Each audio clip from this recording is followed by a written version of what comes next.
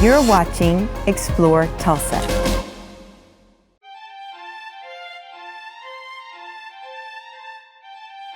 Most dance teachers perform in a company and then they decide to start teaching, but I was actually pretty good in science, and my parents were pretty strict about education, and they told me after I graduated from college I could do whatever I wanted.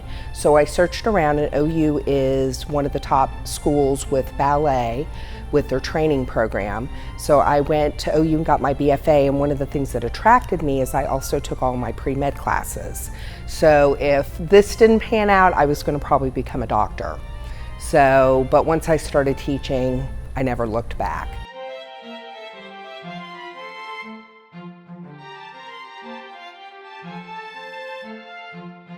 Dance Point started South Tulsa Children's Ballet about 16 years ago.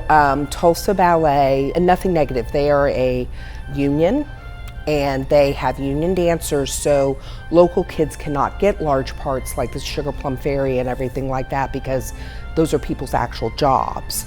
So that was something I felt we were lacking in the Tulsa community, is when I went to OU, you didn't have any of those big roles on your resume, because obviously a union dancer is going to get those. So that's why I kind of started South Tulsa Children's Ballet, is so these kids could not only come in as a child, because we take everybody.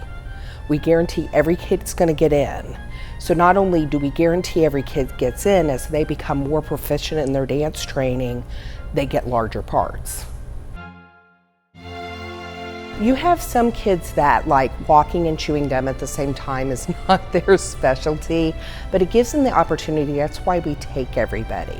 Every kid develops at a different stage. You have some kids that are already proficient at the age of 4, 5, 6. You know, you're like hairs in a bun, they get every step. You have other kids that you sit there and you're like, oh wow. But at the same time, you never know when that kid's going to bloom. So that's kind of our point, is to get them involved, because I've been doing this for a long time, and the kid who gets in to the plays and the productions and gets on stage is not always the kid who sticks with it. And so I want a kid to be able to come back at the age of 30 and say, oh, I did South Tulsa Children's Ballet, and even though I wasn't good at 6, by the time I was a teenager, you know, they go over that hump. And so everything comes together, and if you've already weeded them out at 6, 7, 8, 9 years old, you never know that kid who has hidden talent. Are there some kids that never become proficient? They don't, but they learn a lot of other things. They learn to make friends, they learn to follow through with a commitment, and then they become ticket buyers because they want to sit in the audience and have that connection of what they did as a kid. So it's a win-win for everybody, letting everybody in.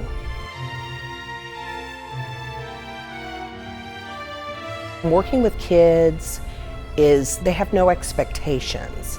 So as an adult, we tend, our inner voice tends to be very negative sometimes. And when you're dealing with children, they don't have that inner voice.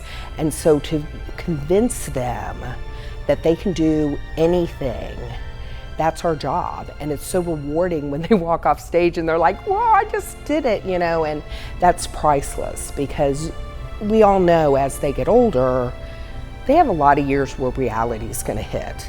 So my interpretation is that I change choreography every year, I change the parts, because I want them to realize that they can do anything.